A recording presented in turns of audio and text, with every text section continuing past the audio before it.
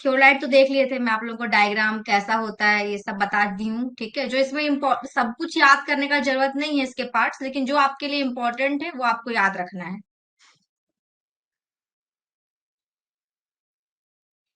हाँ, आज theory complete, आज लास्ट है थ्योरी। ठीक है, इसके बाद थ्योरी नहीं लूंगी मैं। थ्योरी क्या, खत्म ही हो गया अब। चलो, इसके जो जितने पार्ट्स वो आप लोग याद रखेंगे। बाकी जो टर्म्स है वो इम्पोर्टेंट है, जिसके भी दो नाम होते हैं मैं पहले ही बोल चुकी हूँ। हाँ, न्यूमेरिकल रहेगी। ठीक है, जिसका भी, जैसे कि ये हॉरिजॉन्टल एक्सिस, तो कहीं कहीं पे आपको टर्नियन एक्सिस भी लिख के देगा। ठीक है, तो आप ध्यान देंगे। हाँ, उस पर न्यूमेरिकल है फील्ड एस्ट्रोनॉमी में। थोड़ा थ्योरी भी है उसमें उसमें कुछ कुछ उसके जो टर्म्स है ना, वो थोड़ा थ्योरी है, लेकिन उसमें न्यूमेरिकल्स भी हैं। ठीक है, चलो, ये क्लियर है ना।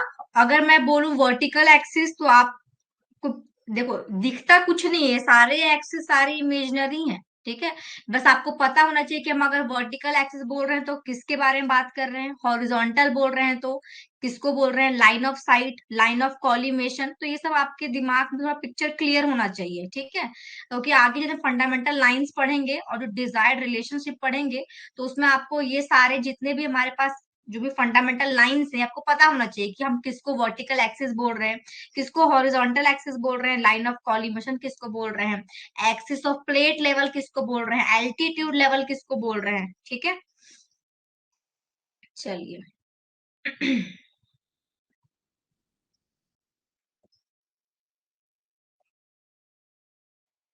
बाकी कल आपको बताई थी मैं, ट्रांजिटिंग, रिवर्सिंग और प्लंगिंग किसको बोलेंगे। ठीक है, और आपका स्विंगिंग क्या होगा टेलीस्कोप का।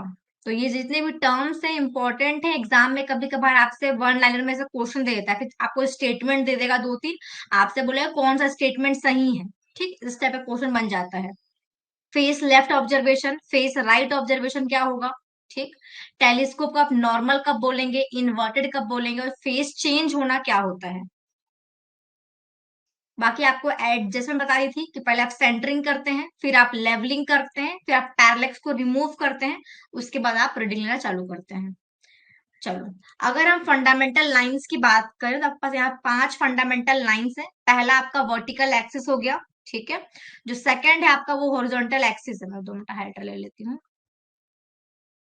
चलिए, जो पहला आपका है वर्टिकल एक्सिस। ठीक है, दूसरा जो फंडामेंटल लाइन है वो आपका है हॉरिजॉन्टल एक्सिस, जिसको आप टर्नियन एक्सिस भी बोलते हैं। तीसरा आपका है लाइन ऑफ कॉलिमेशन, जिसको आप एलओसी भी बोलते हैं। एक आपका एक्सिस ऑफ प्लेट लेवल है, और दूसरा आपका है एक्सिस ऑफ एल्टीट्यूड लेवल। एक आपका, मैं आपको बताई थी आपके थ्योरोलाइट में दो आपके पास बबल ट्यूब होता है। ठीक है, एक आपका जो आपका हॉरिजॉन्टल सर्कल है उसके पास लगा है एक आपका बबल ट्यूब, और दूसरा जो आपका वर्टिकल सर्कल जहां पे है ऊपर में लगा है। तो जो आपका हॉरिजॉन्टल प्लेट में जो लगा है उसका प्लेट लेवल का बोल रहे हैं एक्सिस, जो उससे लाइन क्रॉस करेगा। और जो आपका ऊपर वर्टिकल एक्सिस के पास जो आपका बबल ट्यूब लगा हुआ है, उससे जो आपकी आप लाइन खींचेंगे, एक आप इमेज लाइन ड्रॉ करेंगे, तो उसको आप बोलेंगे अपना एक्सिस ऑफ एल्टीट्यूड लेवल। ठीक है, चलो, अगर मैं रिलेशन का बात करूं तो जो पहला फंडा इसका डिजायर्ड रिलेशनशिप बनता है वो ये है कि जो पहला पॉइंट लिखा है, the axis of plate level, जो आपकी प्लेट लेवल की एक्सिस है, must be perpendicular to the vertical axis. जो आपका प्लेट लेवल का एक्सिस है उसको वर्टिकल एक्सिस के परपेंडिकुलर होना चाहिए, मतलब दोनों के बीच में 90 डिग्री फॉर्म होना चाहिए। तो आपको पता होना चाहिए कि ये एक क्या है, फंडामेंटल आपका जो लाइंस के बीच में रिलेशनशिप है।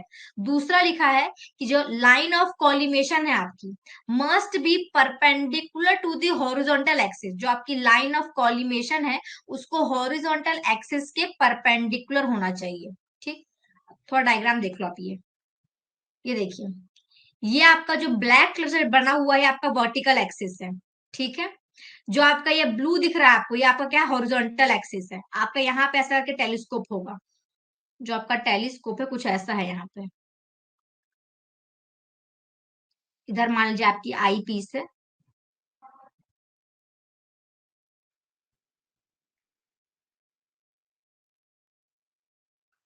ये आपका ऑब्जेक्टिव ऐसे करके। ठीक। तो जो आपका ये इसके बीच जो लाइन जाता है इसको क्या बोलते हैं, लाइन ऑफ कॉलिमेशन बोलते हैं आप।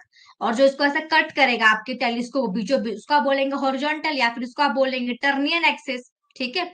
और यहाँ पे जो आपका एक तो यहाँ पे जो एक आपका प्लेट होगा, एक प्लेट यहाँ पे लगा हुआ है, और एक दूसरा जो वर्टिकल सर्कल वाला है यहाँ पे लगा हुआ है ऐसे करके। तो वर्टिकल सर्कल के पास भी आपका एक बबल ट्यूब है, तो बबल ट्यूब के आप ऐसे लाइन खींच का बोल रहे हैं एक्सिस ऑफ एल्टीट्यूड लेवल। और एक आपका यहाँ पे जो प्लेट लेवल है, जो आपका नीचे आपका एक सर्कल बना जिसमें आप रीडिंग पढ़ेंगे, तो वहां पे एक आपका बबल ट्यूब है ऐसा करके, तो इससे आपने एक लाइन खींचा, इसको आप बोल रहे हैं अपना एक्सिस ऑफ प्लेट लेवल। तो ऐसा कुछ आपका ये सारे आपके फंडामेंटल लाइंस बनेंगे यहाँ पे। तो जो मैंने पहला आपको बोला वो क्या था आपका, जो आपका प्लेट लेवल की एक्सिस है इस वर्टिकल एक्सिस के क्या होना चाहिए, परपेंडिकुलर। तो देखो होना चाहिए, होना चाहिए कि नहीं होना चाहिए, होना चाहिए।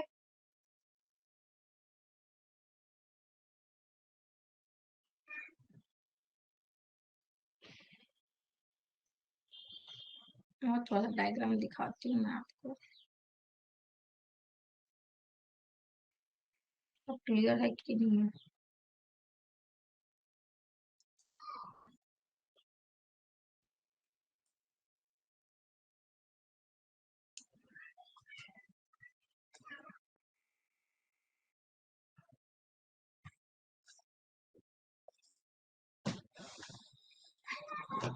यहाँ देखो थोड़ा सा, ये आप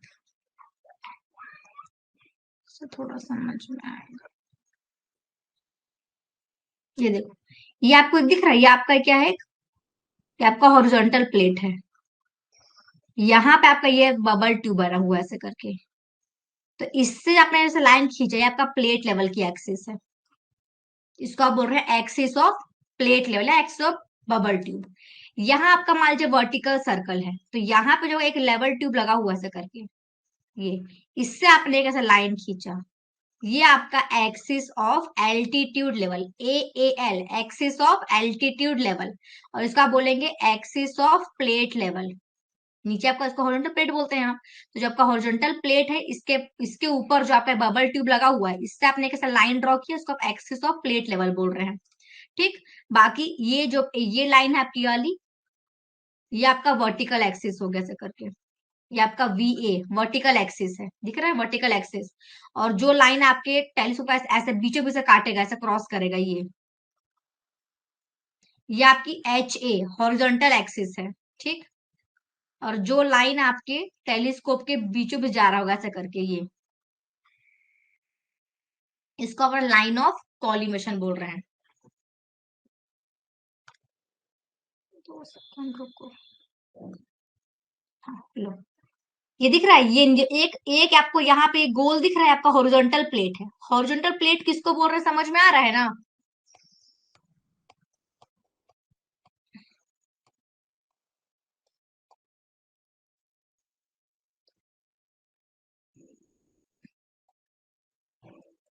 ये वाला प्लेट, ये प्लेट दिख रहा है आपको, ये एक आपका ये प्लेट है, इसको आप हॉरिजॉन्टल प्लेट बोल रहे हैं। और सेम ऐसा ऊपर हम इसको आप वर्टिकल प्लेट बोलेंगे।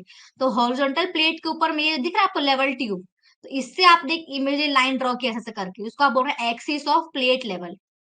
ठीक है। चलो, ये तो यहाँ पे आपको जो भी फंडामेंटल लाइंस यहीं से आपको दिख रहा है, यहीं से आपको क्लियर दिख जाएगा। क्या दिख रहा है आपको, मैं यहीं पे अगर लिखूं, तो यहाँ आपको दिख रहा है कि जो वर्टिकल एक्सिस है आपकी, इस प्लेट लेवल के एक्सिस कैसे होना चाहिए, 90 डिग्री होना चाहिए क्या। तो आपको एक दिख रहा है कि जो वर्टिकल एक्सिस है उसको परपेंडिकुलर होना चाहिए किससे, एक्सिस ऑफ प्लेट लेवल के। दिख रहा है, जो आपका ये है, ये आपका वर्टिकल एक्सिस है, ये आपका जो ये है वो वी ए वर्टिकल एक्सिस। तो वर्टिकल एक्सिस आपके प्लेट लेवल को कैसे कट करेगा, 90 डिग्री से कट करना चाहिए, परपेंडिकुलर होना चाहिए। जो आपकी हॉरिजॉन्टल एक्सिस होगी, और जो आपका ये लाइन ऑफ कॉलिमेशन एक दूसरे पे कैसा है, ये भी 90 डिग्री है। तो लाइन ऑफ कॉलिमेशन को भी परपेंडिकुलर होना चाहिए आपके हॉरिजॉन्टल एक्सिस के। होगा,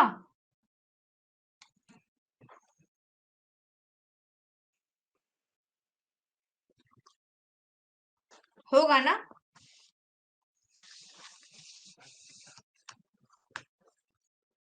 चलो,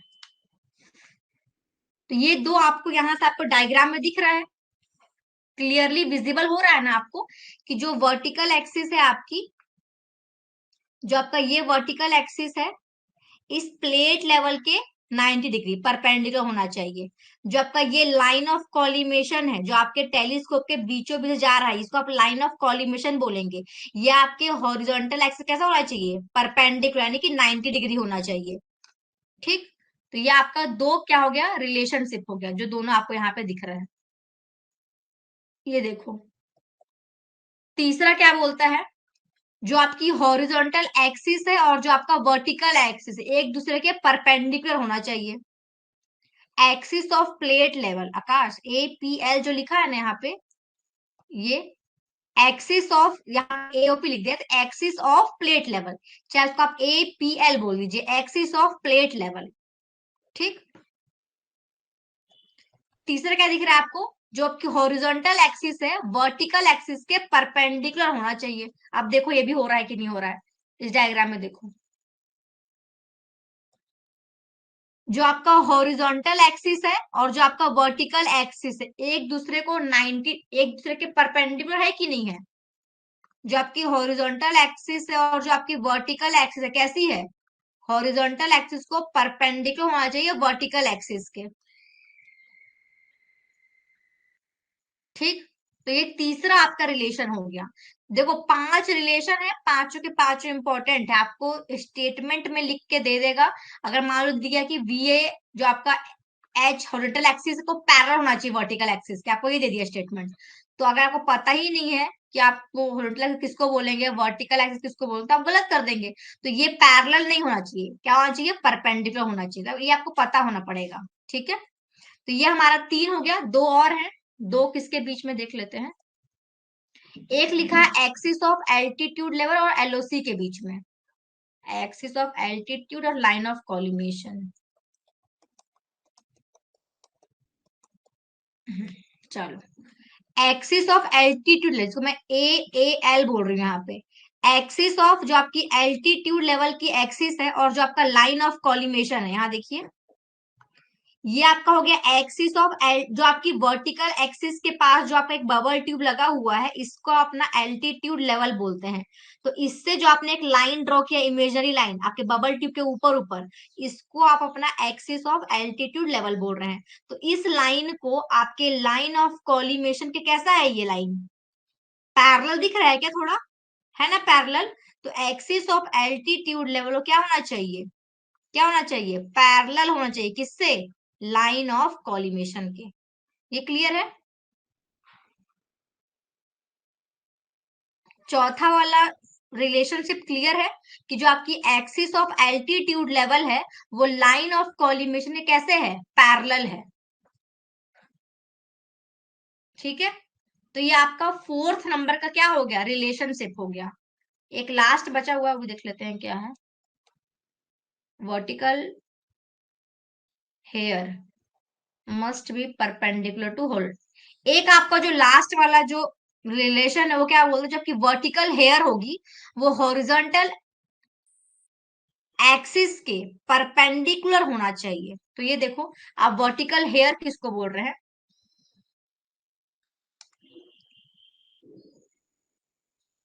और हॉरिजॉन्टल हेयर या फिर एक्सिस किसको बोलेंगे। जो आपका क्रॉस हेयर होता है ना, आई पीस के पास, यहाँ पे आपकी आई पीस है, ये इधर आपका ऑब्जेक्टिव है। तो आई पीस के पास हमें क्रॉस हेयर होता है, क्रॉस हेयर अलग अलग डिफरेंट डिफरेंट टाइप्स का होता है, जैसे स्टेडियम वाला ऐसा होता है, नॉर्मल ऐसा होता है, एक ऐसा होता है, ऐसा भी होता है, बहुत टाइप्स के पास क्रॉस हेयर अवेलेबल होते हैं। ठीक है, आपके टेलीस्कोप में जनरली आप लोग ऐसा वाला या फिर ये वाला देखेंगे। तो इसमें जो बोल रहा है आपका, ये आपका वर्टिकल हेयर है ये, और यहाँ पे आपके पास ऐसा हॉरिजॉन्टल हेयर रहेंगे ऐसे करके। तो जो आपका वर्टिकल हेयर है और हॉरिजॉन्टल हेयर के बीच में क्या रिलेशनशिप है, दोनों कैसे हैं एक दूसरे पे, परपेंडिकुलर 90 डिग्री है। तो वही है आपका पांचवा रिलेशनशिप, कि जो आपकी वर्टिकल हेयर होगी, वो हॉरिजॉन्टल हेयर के या फिर हॉरिजॉन्टल एक्सिस बोल लीजिए, उसके 90 डिग्री पे होना चाहिए। क्लियर है।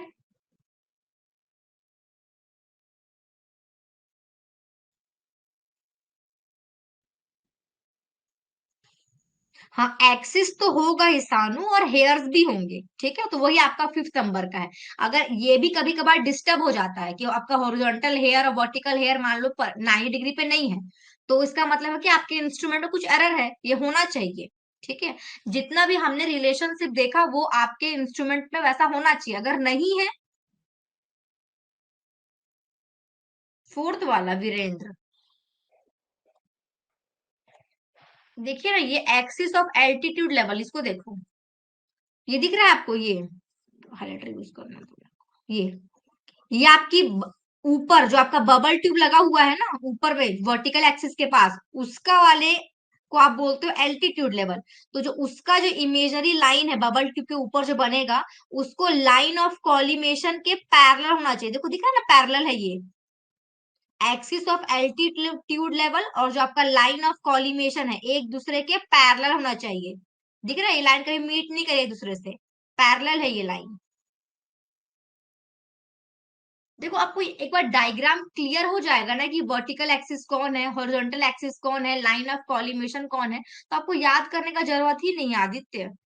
फिर तो आपको देख के आप बोल सकते हो किसके बीच में परपेंडिकुलर बन रहा है, किसके बीच में पैरेलल बन रहा है। ठीक है, पर क्या करोगे, एग्जाम में कभी कभार ऐसा क्वेश्चन बन जाता है। अब देखो, अगर मान लो अगर ये रिलेशनशिप बिगड़ गया है, तो यहां से देखो एग्जाम में ना आपसे ये यहाँ से क्वेश्चन आपके थ्योरी अगर पूछना वो चाह रहा है, तो यहाँ से क्वेश्चन बन जाता है। एक तो आपका रिलेशनशिप से बनता है क्वेश्चन इस थोड़ोलाइट वाले पोर्शन में, या तो जो आपके पास स्टेटमेंट है ना, वो ट्रांजिट क्या होता है, स्विंग क्या होता है, फेस लेफ्ट फेस राइट, वहां से बांध देता है क्वेश्चन। अगर मान लीजिए आपका हॉरिजॉन्टल एक्सिस और वर्टिकल एक्सिस एक दूसरे के परपेंडिकुलर यानी कि 90 डिग्री होना चाहिए। वैभव, 5th वाला पॉइंट क्या बोल रहा है कि जो आपका वर्टिकल हेयर है और जो आपका हॉरिजॉन्टल हेयर एक दूसरे के 90 डिग्री पे होना चाहिए, परपेंडिकुलर होना चाहिए इन दोनों को। आपको डायग्राम नहीं देगा आदित्य, आपको तो आपको खुद विजुअलाइज करना है कि डायग्राम कैसा होगा, आप लाइन ऑफ कॉलिमेशन कौन है, वर्टिकल एक्सिस कौन है। डायग्राम दे देगा फिर तो बहुत इजी है, डायग्राम नहीं देगा वो। आपको रिलेशनशिप लिख के देगा, बोलेगा कौन सा स्टेटमेंट सही है कौन सा गलत है इनमें से। ठीक है, मान लीजिए अगर आपकी हॉरिजॉन्टल एक्सिस वर्टिकल एक्सिस के परपेंडिकुलर नहीं है, तो आपको इस रिलेशनशिप को सुधारना पड़ेगा, क्योंकि वो आपके इंस्ट्रूमेंट का फॉल्ट हो गया। ठीक है, अगर परपेंडिकुलर नहीं है तो आपको सुधारना पड़ेगा, और जो आप टेस्ट करते हैं चेक करने के लिए कि वो है कि नहीं, उस टेस्ट को हम बोलते हैं स्पायर टेस्ट। तो पूछ लेता है आपसे एग्जाम में कि अगर हॉरिजॉन्टल एक्सिस वर्टिकल परपेंडिकुलर नहीं है, तो आप किस टेस्ट से करते हैं उसको, तो आपको पता होना चाहिए उसको, उस टेस्ट को हम बोलते हैं स्पायर टेस्ट। जो आपका वर्टिकल एक्सिस है उसको एक्सिस ऑफ प्लेट लेवल के परपेंडिकुलर होना चाहिए। अगर ये नहीं है तो इसको हम करते हैं प्लेट लेवल टेस्ट, आप चेक करते हैं है कि नहीं है। जो आपका लाइन ऑफ कॉलिमेशन है हॉरिजॉन्टल एक्सिस के परपेंडिकुलर होना चाहिए, अगर नहीं है तो आप करते हैं एजीमुथ टेस्ट।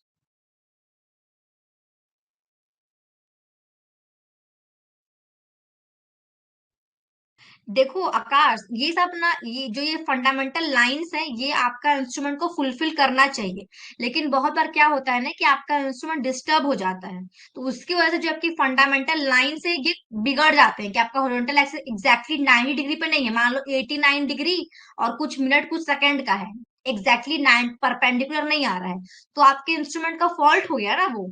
या तो जब उसको असेंबल कर रहे थे, बना रहे थे आपके फैक्ट्री में, तो उसी समय कुछ उनसे गड़बड़ हो गई उसको सेट करने में, कि वो ऐसा नहीं हो पा रहा है। ठीक है, तो वो आपके इंस्ट्रूमेंट का फॉल्ट है, फिर काम करते करते फील्ड में भी ऐसा होता है कि ये सारे जो डिजायर्ड रिलेशनशिप है बिगड़ जाते हैं। फिर क्या, जो एक्सपर्ट होते हैं उनको बुला के इसको ठीक किया जाता है, उसको पूरा खोल के असेंबल कर किया जाता है फिर। चलिए, अगर आपकी line of collimation horizontal axis के परपेंडिकुलर है कि नहीं उसको चेक करने के लिए होता है एजीमुथ टेस्ट। तो आपको सारे टेस्ट का नाम पता होना चाहिए। एक्सिस ऑफ एल्टीट्यूड लेवल को लाइन ऑफ कॉलिमेशन के पैरेलल है कि नहीं चेक करने के लिए होता है वर्टिकल आर्क इंडेक्स टेस्ट। और एक लास्ट होता है कि वर्टिकल हेयर हॉरिजॉन्टल हेयर के परपेंडिकुलर है कि नहीं, इसके होता है vertical cross hair ring test. तो ये आपके 5 फंडामेंटल रिलेशनशिप है, और उसको चेक करना कि ये फुलफिल कर रहा है कि उसके लिए आपको 5 अलग अलग टेस्ट के नाम दिए हैं। तो आपसे एग्जाम में बहुत बार ये टेस्ट भी पूछ लेता है कि स्पायर टेस्ट क्यों करते हैं, एजिमथ टेस्ट क्यों करते हैं, वर्टिकल आर्क इंडेक्स टेस्ट क्यों करते हैं। बस इतना ही है राकेश, इतना ही है। ठीक है, चलिए। बाकी इसके बाद हमको देखना है, अब मेजरमेंट करना है आपको एंगल का। ठीक है, तो आप इसमें हॉरिजॉन्टल एंगल मेजर कर रहे हैं या तो आप वर्टिकल एंगल मेजर कर रहे हैं। ठीक है, तो देखो हॉरिजॉन्टल एंगल को मेजर करने के भी आपके पास दो तरीके हैं इसमें, एक आपका है मेथड ऑफ रिपीटेशन और एक है आपका मेथड ऑफ रिटरेशन। ठीक है,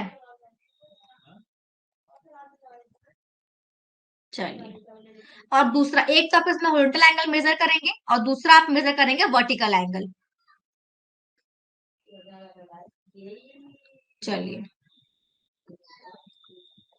और बाकी डायट एंगल और डिफ्लेक्शन एंगल तो आपको पता ही होगा। डायट मतलब कि अगर मान लीजिए कोई आपकी लाइन है A B C, तो अगर आप किसी लाइन को यहाँ इसी पॉइंट से यहाँ तक मेजर कर रहे हैं तो इसको आप बोलेंगे डायट एंगल। लेकिन अगर आप मान लीजिए जो आपकी A B C कोई लाइन है, आपने इस B को प्रोलॉन्ग कर दिया आगे और इस यहाँ से आप मेजर कर रहे हैं, तो इस ऐसे एंगल जब मेजर करते हैं इसको आप डिफ्लेक्शन एंगल बोलते हैं। डायट एंगल और डिफ्लेक्शन एंगल पता है ना आप लोगों को।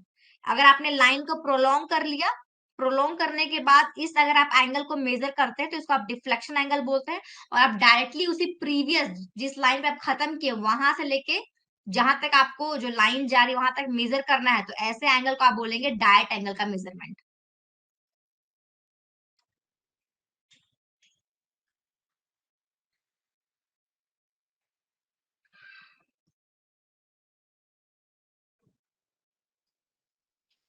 चलो बात करते हैं सोर्स ऑफ एरर का।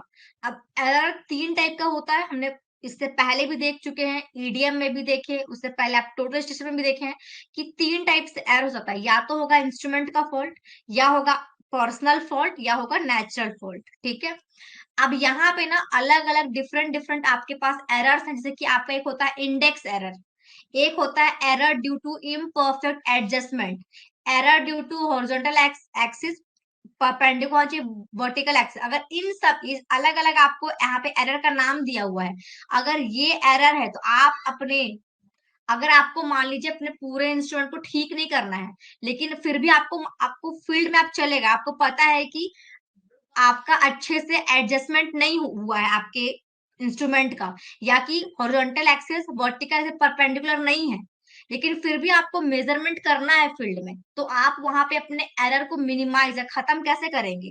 तो कोई भी अगर इंडेक्स एरर है तो उसको हटाने के लिए आप बोथ फेस का ऑब्जर्वेशन करते हैं। बोथ फेस मतलब कि आप लेफ्ट फेस से भी ऑब्जर्वेशन करेंगे और राइट फेस से भी ऑब्जर्वेशन करेंगे। इससे आपका एरर पूरा तो रिमूव नहीं होगा लेकिन एटलीस्ट कुछ एरर आपका रिमूव हो जाएगा। अगर इम्परफेक्ट एडजस्टमेंट है तो उसके लिए भी आपको बोथ फेस का ऑब्जर्वेशन करना पड़ता है। हॉरिजॉन्टल एक्सिस वर्टिकल एक्सिस के परपेंडिकुलर नहीं है, तब भी आप बोथ फेस ऑब्जर्वेशन करके अपने रीडिंग को थोड़ा एरर को कम कर सकते हैं। अगर पैरालिज्म का एरर आ रहा है तो उसके लिए भी आपको बोथ फेस का ऑब्जर्वेशन करना पड़ता है। अगर आपको इसेंट्रिसिटी आ रही है आपके, अगर इसेंट्रिसिटी की वजह से अगर आपका रीडिंग में एरर आ रहा है तो उसके लिए आपको दोनों वर्नियर की रीडिंग को पढ़ना पड़ता है। समझ में आपको, जो आपका ये हॉरिजॉन्टल सर्कल है इसमें एक तरफ यहाँ पे वर्टिकल आपको यहाँ रीडिंग पढ़ते हैं, आप एक रीडिंग यहाँ पढ़ते हैं, दो स्लिट बना हुआ है, तो आपको दोनों वर्नियर का रीडिंग पढ़ना है इसेंट्रिसिटी को रिमूव करने के लिए। अगर आपका ग्रेजुएशन में गलती है तो उसके लिए आपको एक ही रीडिंग को बहुत बार लेना है, मान लीजिए 2-3 बार। अगर आपको कोई मेजरमेंट करना है यहाँ से यहाँ, ये कोई पॉइंट है आपका ए है, ये बी है और ये सी है, आप ये मेजरमेंट कर रहे हैं तो आप उसको बार बार करिए। मान लीजिए एक बार किया आपने रीडिंग, कुछ आया, दूसरे बार किया, तीसरे बार किया, उसका आपने मीन ले लिया, तो ये आपका होता है error due to imperfect adjustment.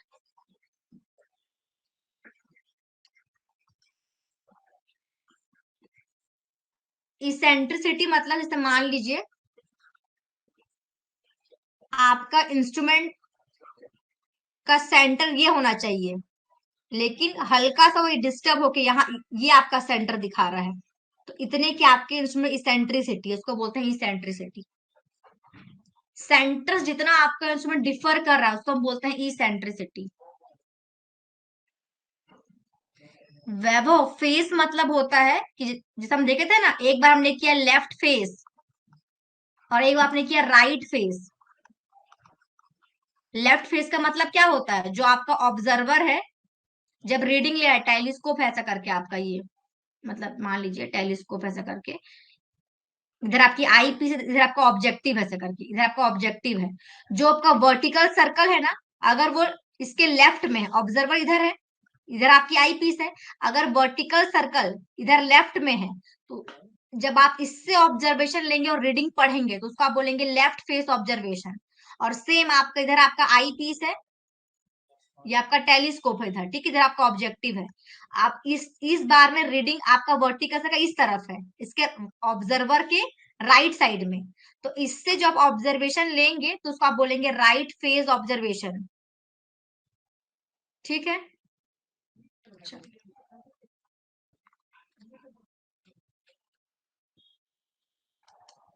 बस थ्योलाइट में इतना ही कुछ है। फंडामेंटल लाइंस आप ध्यान में रखना।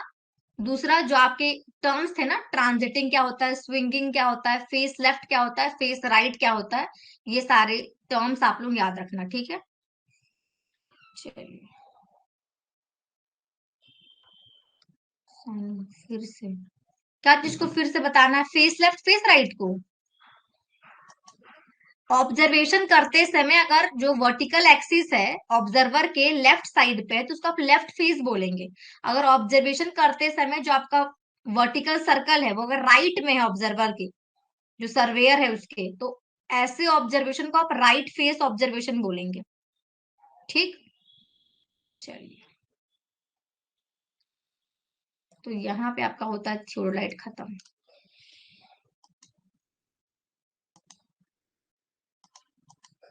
नेक्स्ट जो देखना है,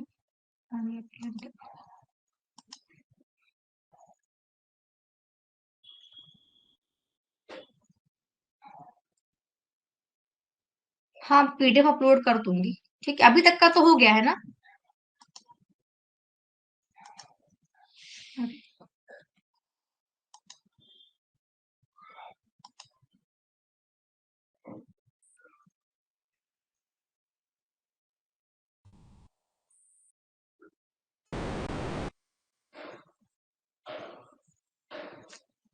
इसेंट्रिसिटी का मतलब जैसे मान लीजिए कोई सेंटर पॉइंट है आपका, तो ये सेंटर ना दिखा के अगर आपका इंस्ट्रूमेंट हल्का डिफर कर रहा है, कोई सेंटर मान लीजिए ये है किसी चीज का, लेकिन अगर वैल्यू आपका यहाँ यहाँ को दिखा रहा है, इसको सेंटर दिखा रहा है आपका इंस्ट्रूमेंट, तो इसको आप बोलते हैं इसेंट्रिसिटी, ई से डिनोट करते हैं। ठीक, आप लोग तो सोम भी पढ़ते हो ना शायद, उसमें तो ये सब इसेंट्रिसिटी वर्ड आया होगा।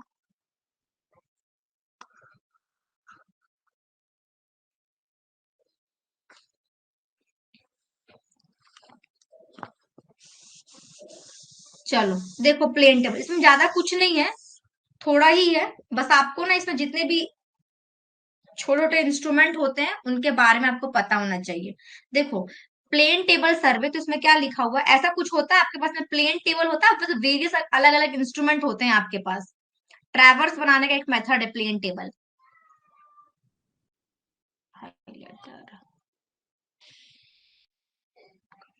चलिए,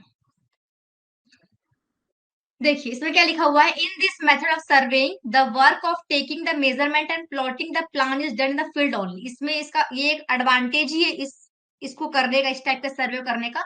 इसमें फील्ड का वर्क और आपके ऑफिस का वर्क एक साथ हो जाता है। सुना सुना लग रहा है ये प्लेन टेबल या फिर इसेंट्रिसिटी।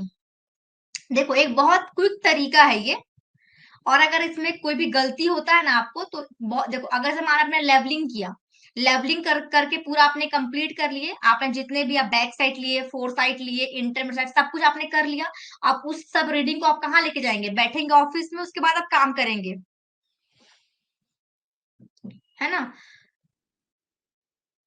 लेकिन इसमें क्या होता है, जो भी फील्ड का काम है और जो ऑफिस का काम, दोनों एक साथ एक ही जगह पे हो जाता है, तो ये इसका एडवांटेज है। ठीक है, लेकिन ये है कि उतना एकदम एग्जैक्टली तरीका नहीं है सर्वे करने का, एक रफ आइडिया अगर आपको चाहिए, एक रफ आपको ट्रैवर्स बनाना है, तो उसके लिए हम लोग प्लेन टेबल सर्वे को यूज में लेते हैं। ठीक, चलिए, इसमें देखो वेरियस आपको अलग अलग इंस्ट्रूमेंट यूज करना पड़ता है। एक आपके पास प्लेन टेबल रहेगा, दूसरा रहेगा एलिडेड, तीसरा रहेगा प्लम्बिंग फोर्क, इसको यू फोर्क भी बोलते हैं, यू टाइप के शेप का होता है, और एक रहेगा प्लम बॉब, स्पिरिट लेवल रहेगा, नेक्स्ट कंपास रहेगा, और आपका ड्राइंग पेपर। तो इतना कुछ आपको चाहिए प्लेन टेबल से सर्वे करने के लिए। नेक्स्ट आइए, ऐसा कुछ होता है आपका प्लेन टेबल, आपने देखा होगा जो ईडी का बोर्ड बोर्ड होता है आपका, वैसे ही कुछ होता है। इसमें नीचे ट्राईपॉड होता है, ट्राईपॉड के ऊपर आप यहाँ पे अरेंजमेंट होता है नीचे पे, इसके टेबल के नीचे पे, तो वहां पे आप उसको उसे खोलते हैं, उसको अटैच करते हैं ट्राईपॉड में। ठीक है, जो ईडी टेबल होता है ना, उसमें आप ईडी का ड्राइंग बनाते हैं, सेम वैसे ही होता है प्लेन टेबल में। तो वही लिखा जो बोर्ड की साइज होती है जनरली 750 mm इंटू 600 mm, इतने साइज का आपको बोर्ड मिलता है। 20 mm थिक होता है ये। ठीक, अब ये भी अलग अलग डिफरेंट टाइप्स के आते हैं, simple plane, Johnson plane, coast plane, इतना जरूरत नहीं, बस पता होना चाहिए कि हाँ प्लेन टेबल होता है। इसका साइज लगभग 75 इंटू 60 सेंटीमीटर का होता है, थिकनेस इसका 2 सेंटीमीटर का होता है। ठीक, चलो नेक्स्ट आते हैं एलिडेड के ऊपर। तो आपके पास दो टाइप का एलिडेड होता है, एक में टेलीस्कोप लगा होता है, और एक में सिंपल नहीं होता है, ऐसा बिल्कुल ऐसा स्ट्रेट आपका ऐसा होता है। इसमें एक तरफ में आपका स्केल बना होता है ऐसे ऐसे करके। ठीक है, एक तरफ होता है आपका साइट वेन, और एक तरफ होता है आपका ऑब्जेक्ट वेन। साइट वेन तरफ से आप देखते हैं, और ऑब्जेक्ट वेन जिधर आपका ऑब्जेक्ट आप रखोगे उसको साइट करने के लिए ऑब्जेक्ट वेन रहता है, ऐसा कुछ। ठीक है, तो जो एलिडेड है आपका वो एक रूलर जैसा, जैसे आपका स्केल होता है ना, स्केल होता है ना आपके पास जो 30 सेंटीमीटर वाला, वैसे कुछ स्केल टाइप का होता है ये। मेन साइटिंग डिवाइस है। तो एडिट किस काम के लिए आता है? तो आपको साइट करने का, आप साइट मतलब देखने के लिए। ठीक है, आपको किसी सर्वे करना है, आपने क्या किया, जैसे ग्राउंड है आपका ये,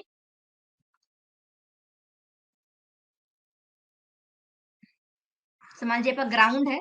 ठीक, आपने टेबल सेट कर लिया अपना, आपने टेबल सेट कर लिया अपना, यहाँ पे अपने मार्क बना लिया, इसको आपको प्लॉट करना है इस पूरे। तो एक आपने यहाँ पे रेंजिंग रोड लगाया, एक रेंजिंग रोड यहाँ लगा दिया, एक रेंजिंग रोड यहाँ लगा दिए, एक यहाँ लगा दिया, एक यहाँ लगा दिया रेंजिंग रोड।